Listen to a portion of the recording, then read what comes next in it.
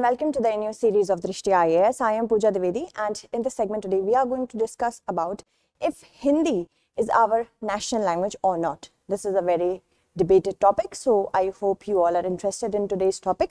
So this topic will introduce you to many subtopics, from the concept of national language to the Constitution of India, what does it say on that particular concept, and the Linguistic Survey, debate over the grant of national language status that has been going on since the last 70 plus years, and the conclusion plus question. So let's move on to the news. The news is with respect to a recent Twitter banter that was taking place between a Bollywood actor and a Kannada actor with respect to Hindi being the national language. And this topic is garnering a lot of attention, and that is why as a bureaucrat you have to be very careful about what is our national language, what is supposed to be our national language. Is the concept of national language even holding any water or not? So let's move on and first talk about what is a national language. A national language is basically a language that is spoken by a large population in a nation associated with the socio-political or cultural aspect. What is official language? Official language and national language, they differ on a very fundamental point. A national language, as I told you, has to do more with the socio-cultural and political scenario. Also, with respect to official language, it is the language in which the governmental jobs are done. The government communicates formally in the official language. So this is the basic difference. Moving on to the concept of national language in the Indian Constitution. In the Indian Constitution, any language has not been prescribed as a national language, and official language status has been given to Hindi, and this is dealt with by the part 17 of the Indian Constitution, which ranges from Article 343 to Article 351. Article 343 says that Hindi in the Devanagari script will be the official language of the Union of India. Article 344 says, 344 clause 1 says that the President shall form a committee. The President has the power to form a commission after the expiration of 5 years from the commencement of the Constitution. Article 351 does say that India should have Hindi as a lingua franca. A proper deliberation was done with respect to it in the Constituent Assembly as well. So Hindi should be encouraged as a lingua franca or the common people language, so that the difference in language can be bridged with the help of Hindi. This has been given in Article 351, but it does not talk about imposition of Hindi on the non-Hindi speaking population. So Official Languages Act of 1963, it was also passed, which provided for the continued use of English even after the said date in 1965. So earlier it was said that till 1965 English should continue as one of our official languages, but it was extended by the Official Languages Act of 1963. So basically, language has to do more with emotive issue rather than any other issue. So why do we talk about language being an emotive issue? Because it is a core of the identity of all of us. This is a communication language in which, or the mother language in which we have learned so many things. It becomes a core of our identity. Let's know a bit about Hindi. So Hindi belongs to the Indo-Aryan group of languages, okay, and it basically thrives in the northern, central, eastern and western India, more so in the Hindi belt, supposedly western and northern India, and it is a standardized and Sanskriticized register of the Hindustani language, and it is an official language in 9 states and 3 union territories, and an additional official language in 3 states. So many states such as UP, Uttar Pradesh, Bihar, Haryana, Jharkhand, Himachal Pradesh, Uttarakhand, Delhi, even Rajasthan and many other states have Hindi as their official language. And the Constituent Assembly of India had in 1949 recognized and adopted Hindi as the official language. Okay, so you see that this is something which finds its way in the Constituent Assembly as well. Hindi is also one of the 22 scheduled languages of the Republic of India. That is, we in the 8th schedule. 8th schedule. We have 22 languages, okay, and 41 languages are in competition to become a part of the scheduled language. When the constitution began, it had only 14 languages. Now it has grown to 22 languages. And India celebrates Hindi Divas annually on September 14 to raise awareness about Hindi, and Awadhi and Bhojpuri are some of its dialects. So Fiji Hindi that is used in Fiji is also a dialect of Hindi. Caribbean Hindustani is mostly used in Tobago and Trinidad, Guyana and Suriname, because here the colonial times Indians were sent there as slaves. So that is why it might have, this is one of the bigger reasons why Hindi was or is being used there. And Hindi is the fourth most spoken first language. Remember that. The first language that is the first language that has been the most prevalent is Mandarin. Okay, remember that. Mandarin or Chinese, it is said in many parts, but proper word is Mandarin. Can you tell me in the comment segment which ones are the second and the third? Moving on, if we talk about the Linguistic Survey, which has been taken from the last census of 2011, which gave certain insights about Hindi being the most widely, is this notion correct or not, if Hindi is the most widely spoken language or not. So it has told that only 44% of Indians speak Hindi.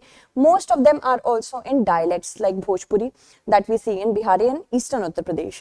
Also between 2001 to 2011, because 100 million speakers were added within 10 years, so Hindi grew by 25%, whereas in southern Indian states, Dravidian language did not prosper that well, such as Tamil, Telugu, Kannada, Malayalam and Kannada speakers, they did not progress very well. Only 5 states in India have Hindi as their native language. That means it was spoken from the very beginning in their states. Moving on. So if we talk about prelims alert question, Sri Sitakant Mohapatra Committee is related to which of the following? Environmental issue, ISRO, official language of India, Mission Indradhanush. Kindly answer it correctly.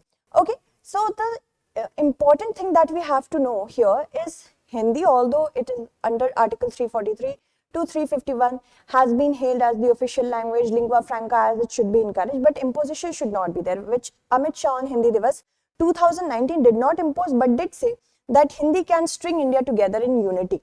This is something that has been actually interpreted in the wrong way, as Article 351 already has said that Hindi should be encouraged to become lingua franca, but for southern Indian states, it becomes a matter of pride, because their language is also very rich. And any country, any person, if we have to preserve our cultural identity, they have to do it through their languages only.